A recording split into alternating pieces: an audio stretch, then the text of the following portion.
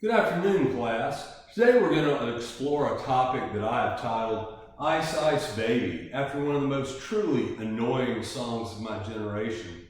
The reason I picked this topic is because it brings together the three different equilibrium constants that we're exploring this week and how an ice chart is used to help interpret experimental lab results that involve reactions or the formation of solutions once they've reached equilibrium, as well as how to predict the probable concentrations of these particular products that we're looking for, as well as the loss of the reactants. So let's find out a little bit about this. So we have three EQs that we're looking at. Each one gets its own little personalized symbol. The first is the equilibrium constant, which can be denoted as Kc or Keq. You're more likely to see Kc. I personally prefer Keq. This is for chemical reactions where we have an assumed reactant and we have an assumed product or set of products. This is what is used to help scientists or lab technicians pretty much predict what type of result in terms of molar concentration that we're going to get when a reaction forms. The example we'll be looking at today is where we put 4 moles of hydrogen iodide in a 5-liter flask and heat it to a particular temperature. And then interpreting it at equilibrium, what is going to be the molar concentration of each of the 3 species?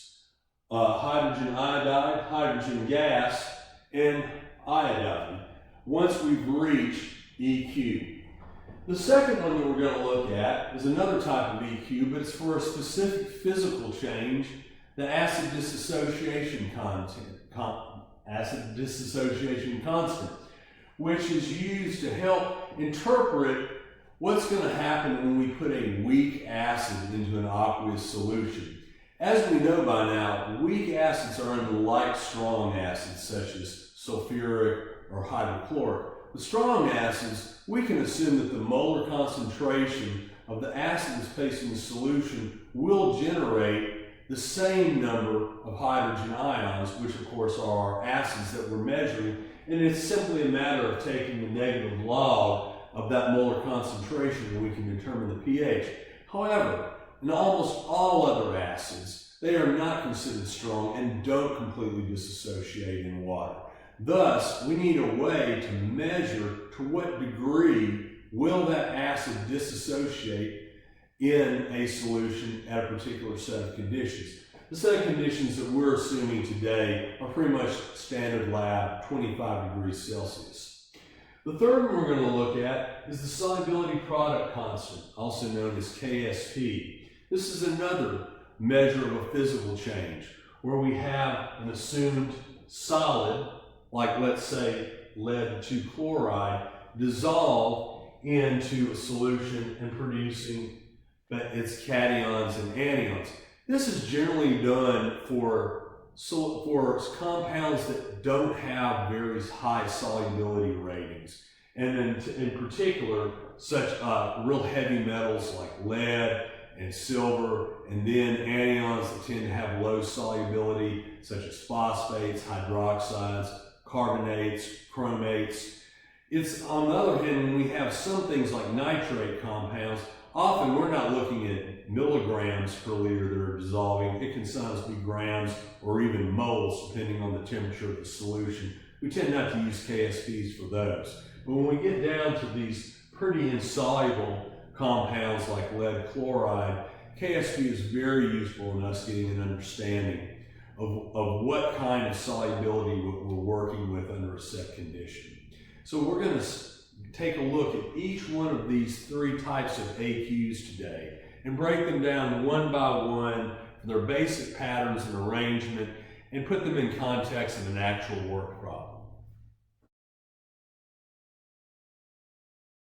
Let's first take a look at equilibrium constants, which are denoted often as Kc or Keqs, Kc being more common.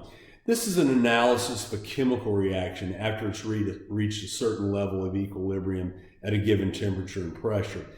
In college classes, and you're going to more likely see that the reactions that are being analyzed may not be at standard temperatures. And in reality, in industrial chemistry, there are tons of tables that give KEQs for reactions at different temperatures because industrial chemists may need to perform a reaction at a certain temperature. So temperature causing an effect on all reactions will generate different KEQs for different temperatures. So let's take an example here. Let's say that we have this reaction of the decomposition of hydrogen iodide at 800 degrees Kelvin. It may be that hotter temperatures might produce a greater KEQ or less. Some reactions actually have their peak KEQs at fairly low temperatures, while others tend to have KEQs at higher temperatures. So in this case, hydrogen iodide is going to decompose into hydrogen gas and iodine. As you probably remember, these are two elements that occur diatomically in nature. So let's take a look at what's going to happen here if we take 4 moles of hydrogen iodide in a 5-liter flask and heat it to 800 degrees Kelvin. We assume that we're going to produce some of these products. So how much in molar concentration are we going to have of each of these three species when we're done? If you have a KEQ for a particular reaction, and I put Ka by accident, that should be KEQ, you can do this type of analysis. In other words, do this type of a prediction. The KEQ in this particular case is 0.016. But before we get started, as is so common in classes in chemistry, they don't give you the information straight and ready to plug and play. We're going to have to do something with 4 moles to 5 liters to turn into molarity. And of course, molarity is moles over liters, and thus 4 moles over 5 liters yields a 0.8 molar concentration. So we have that as our reactant at the initial stage, that's the I. And as always with ice charts, we're going to start on the product side at 0 because the reaction hasn't taken place. We assume that a certain change, which is C, is going to take place, and then we'll eventually reach equilibrium, denoted by E. So here we have to look at things stoichiometrically. We know that we have 2 hydrogen iodides for every 1 hydrogen and 1 iodine. So we need to denote that. We're going to be losing some factor of this particular molar concentration at a clip of 2 for every 1 of these 2, as it fits the balanced equation. So we're going to be losing 2 of whatever the amount that's getting lost relative to these ones. So finally we reach equilibrium, we can put these things together. So we start with an initial concentration and we subtract that from that concentration the amount that's going to be turned into the products. The products, of course, are over here, and notice that the 2x on the reactant side equals the 2x's on the other side because we have 2 for every 1. At that point, we're ready to set up the KEQ formula, which is where KEQ equals our products over reactants. And from there, we can generate our quadratic equation. Once we've rearranged this particular equation into a quadratic, we can take the coefficients and, of course, plug them into the well-known quadratic equation, which you're free to do either by hand or on your calculators or on an online program. When we do that, it yields 2 answers, of course, because in the numerator in the quadratic equation, there is that plus over minus. We're going to reject the negative answer because that would place both of these products at negative. You can't have a negative concentration of anything. It has to be 0 or more. So that means we're going to plug in this particular one into our ice chart here, and then we'll finally know how much of our reactant remains and how much of our products have been produced. Let's take a look at how we do that. So now we're able to plug in X, which we solved quadratically from our ice chart, to figure out how much of our 3 species are still there at equilibrium. Now, of course, this is our reactant, hydrogen iodide.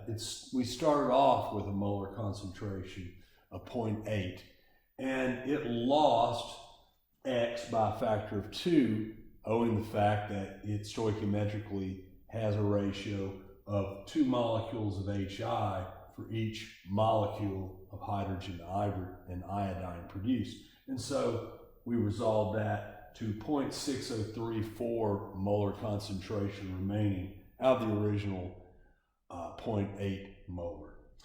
X basically is the concentration for both hydrogen and iodine, because stoichiometrically there's one of each that are produced for every 2 molecules of hydrogen iodide. So as we can see, the point of solving for X by manipulating the quadratic equation out of the equilibrium constant formula is that we can figure out, once again, where do each of these substances stand when the reaction is more or less done and we've reached a kind of stasis where the products are disassociating back into the reactants. The reactants are forming products at essentially the same rate to where there's no net change of either.